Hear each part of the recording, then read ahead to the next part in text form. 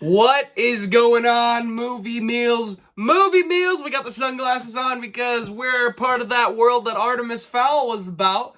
Oh, Kyle and I don't know what they called it. I don't know. Earth? Um, I think it anyway, was just Earth. Kyle and I, this will be video one of a couple videos back to back to back. This weekend we kind of binged a bunch, and then we're going to film all at once and just kind of spread these video out. So be aware that's coming. We'll have a review of Da 5 Bloods, King of Staten Island, as well as the TV show 13 Reasons Why Season 4. So watch out for that for the next couple days. And so let's get into it. Positive negatives of Artemis Fowl, Disney Plus, Disney's high-budget movie that was supposed to hit in theaters. Kyle, are you excited that you didn't see this in the theaters? Does it make you excited? I think we all dodged a huge bullet. Yeah, I think so too. What are your positives, though? My positives is the special effects. You know, with those Disney dollars, it gets some good special effects. They do the job. I don't think they've been trying to have this movie made for many, many years. And I think whenever it was supposed to be when they first wanted to make this movie, the effects would not have been as good as it is now. So I will say that is the positive of this movie. That is the one positive I got for you. Visual effects, another positive. I don't think it's as bad as 13% on Rotten Tomatoes. And that's it for my positives. Let's get into the negatives. Kyle, what'd you not enjoy about this movie? Everything, my friend. Everything. It baffles me like how messy this movie ended up being, because it has source material that you can look on and take notes for how to structure this movie out. It has a competent director in Kenneth Branagh. Like, he's very good. He's a good actor. He's a good director. He's fantastic. So to see how this movie came together in just the most convoluted mess that it was just baffling to me. It felt like it was a mixture of like trying to take the source material but also following Disney notes with some bad editing to try and make those two ideas come together, with probably some pretty brutal acting, like trying to have this movie be saved, but even that, it doesn't work.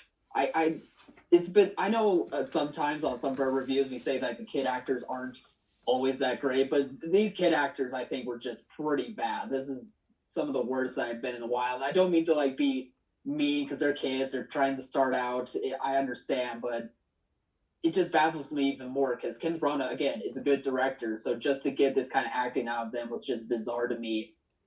Just bad acting between them mixed in with veteran actors that are doing it for a paycheck. Like, you can see like they're really not, except for Josh Gad. Josh Gad was trying. Like, he loves to work with Disney. I think he was like, cool, this will be fun. But besides him, like, they all just did not show up, did not want to be in this. And I can see why. Like, it just was a mess with its writing, was a mess with the story structure, a mess with different ideas of how to make this movie come together. I think Disney was kind of happy that this virus came up so that way they can throw something like that's big scale, quote unquote, onto Disney Plus, but they knew like it probably wasn't going to make the money they were hoping for. You know what's funny is we have the same negative, but it's different. I think all of them, I don't know if they were not, the performances I didn't think were really that good, but I thought they weren't good because they were doing like a bad version.